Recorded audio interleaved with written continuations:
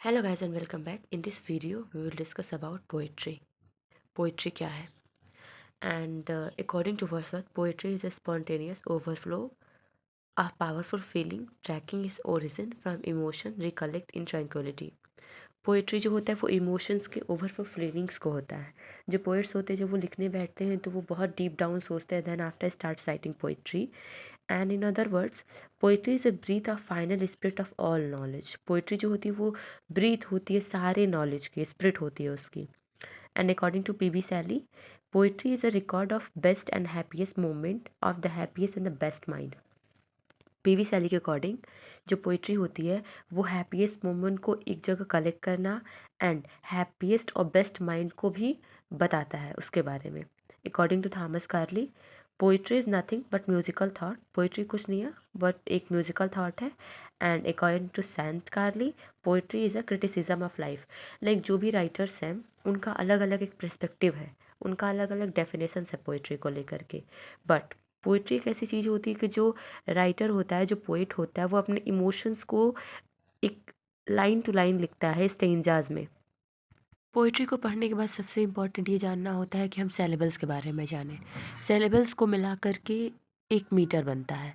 जो कोई भी वर्ड है, जैसे कि मान लो एक डा डम, ठीक है, तो एक वर्ड पे स्ट्रेस पड़ता है और दूसरे पे स्ट्रेस नहीं पड़ता है, हर एक पोइट्री में, हर एक लाइन्स में। एंड अगर आपको सेलेबल्स को बहुत ईजी तरीके से फाइंड आउट करना है तो आप लाइन बाय लाइन जो भी पोएम है उसमें से आप वॉवल्स को निकाल लीजिए। एंड पर सेंटेंसेस में, पर वर्ड्स में अगर कोई वॉवल्स है तो काउंट करिए, जितने वॉवल्स होंगे उतने सेलेबल्स होते हैं। दो सेलेबल्स को मिला करके एक फीट बनता है। सेलेबल्स के बाद सबसे इम्पॉर्टेंट होता है metre. Metre is a regular pattern of stress and unstress syllables that define the rhythm of some poetry. जो मीटर्स होता है वो सेलेबल्स को मिला करके बनता है। लाइक दो सेलेबल को मिला करके 1 फीट बनता है, ठीक। और जो पोइट्री के रिदम को डिफाइन करता है। The stress pattern define in grouping called feet of 2 और 3 सेलेबल्स। जैसे जो सेलेबल्स होते हैं उनके ग्रुप को भी हम मीटर बोलते हैं। The pattern of stress and unstressed syllables that define the rhythm of lines and poetry। जो पैटर्न होता है वो लाइन्स की पोइट्री में बताता है। कभी कभी जो syllables होते हैं एक लाइन में 2 होते हैं और कभी कभी 3 होते हैं।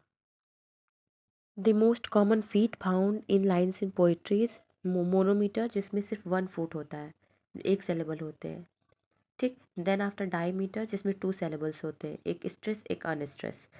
तो 2 सेलेबल्स को मिला करके एक फीट बनता है। जैसे डम डा, डम अनस्ट्रेस है, डा में स्ट्रेस है, तो इन दोनों को अगर हम मिलाएंगे, किसी लाइन में लिखा है डम डा डम डा डम डा, तो 2 डम और डा को मिलाने पे हमारा एक, इन दोनों को मिलाने पे हमारा एक फीट बन गया, क्योंकि ये 2 अलग अलग सेलेबल्स हैं। ऐसे ही होता है ट्राईमीटर, टेट्रामीटर, पेंटामीटर, हेक्सामीटर, हेप्टामीटर, ऑक्टामीटर। इन सब में अलग अलग सेलेबल का अनस्ट्रेस और स्ट्रेस सेलेबल का एक एक पेयर बनता है, और जितना पेयर रहता है उतना हमारा मीटर होता है। अगर 5 पेयर बन रहा है इन लोगों का तो 5 मीटर होगा, पेंटामीटर हो जाएगा। सेम कंडीशन, अगर इसमें ऑक्टाव है यानी कि 8 पेयर बन रहा है स्ट्रेस एंड अनस्ट्रेस सेलेबल्स का, तो वहाँ पे हमारा ऑक्टामीटर यानी कि 8 फीट हो जाएगा। अब आता है next, the most common feet found in metre poetry are. जो बहुत सारे कॉमन फीट्स होते हैं जो फाइंड करते हैं, जैसे कि आयम्स, ट्रॉकी, स्पॉन्डी, डायलेक्ट्स, एनापेस्ट। जो मोस्टली हम सुनते हैं आयम्बिक पेंटामीटर और ट्रॉकी पेंटामीटर। तो ट्रॉकी वगैरह बहुत कम सुनने को मिलता है, लेकिन मोस्टली जो इंग्लिश लिटरेचर में पोएम्स होते हैं वो आपके आयम्बिक पेंटामीटर में लिखे जाते हैं, ठीक है। तो आयम्स में क्या होता है, एक अनस्ट्रेस सेलेबल होता है, एक स्ट्रेस सेलेबल होता है किसी भी पोइट्री के लाइन में। तो जब इसका पेयर बनाते हैं, जैसे एग्जाम्पल डम डा, तो डम अनस्ट्रेस है, डा स्ट्रेस है, तो जब इन दोनों का पेयर बनेगा 5 बार तो वो हो जाता है हमारा आयम्बिक पेंटामीटर, ठीक। सेम कंडीशन ट्रॉकी के साथ होता है। अगर वहाँ पे स्ट्रेस पहले आता है, अनस्ट्रेस बाद में आता है, तो स्ट्रेस में आता है डा, अनस्ट्रेस में आता है डम। तो अगर इसका पेयर हमारा डा डम करके 3 बार बनता है तो वहाँ पे ट्रॉकी हो जाता है, ठीक। 3 बार है तो वहाँ पे ये हो जाता है। स्पॉन्डी में स्ट्रेस स्ट्रेस दोनों जो लाइंस में रहती है, स्ट्रेस स्ट्रेस रहता है। डायलेक्ट्स में भी सिम दिया हुआ है कि स्ट्रेस अनस्ट्रेस और अनस्ट्रेस, जैसे डा डम डम। एनापेस्ट में अनस्ट्रेस, अनस्ट्रेस और स्ट्रेस, इन तीनों का पेयर रहता है। ठीक, अगर ये 5 बार पेयर है, डम डम डा, फिर डम डम डा, फिर डम डम डा, फिर डम डम डा, अगर इसको 5 बार बना दिया जाता है तो एनापेस्ट पेंटामीटर हो जाएगा वो। ना जानने के बाद किसी भी पोइट्री के लिए स्टेंजा बहुत इंपॉर्टेंट होता है। A stanza is a group of lines form of a smaller unit with a poem. Group of lines होता है जिसको स्मॉलर यूनिट में फाइंड किया जाता है एक पोएम्स में।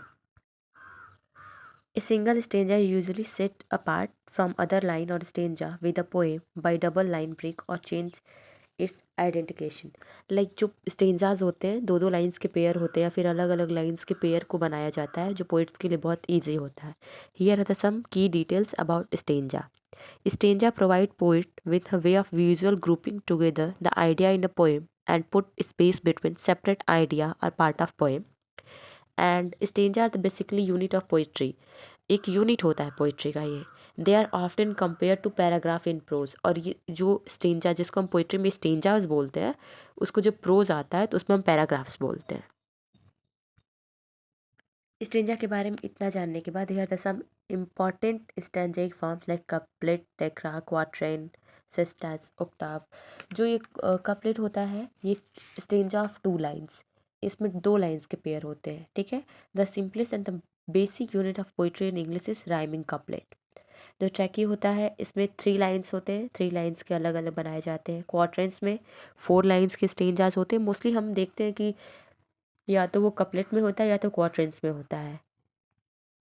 सेस्टेस में 6 लाइन्स के होते हैं एंड ऑक्टाव में 8 लाइन्स के होते हैं।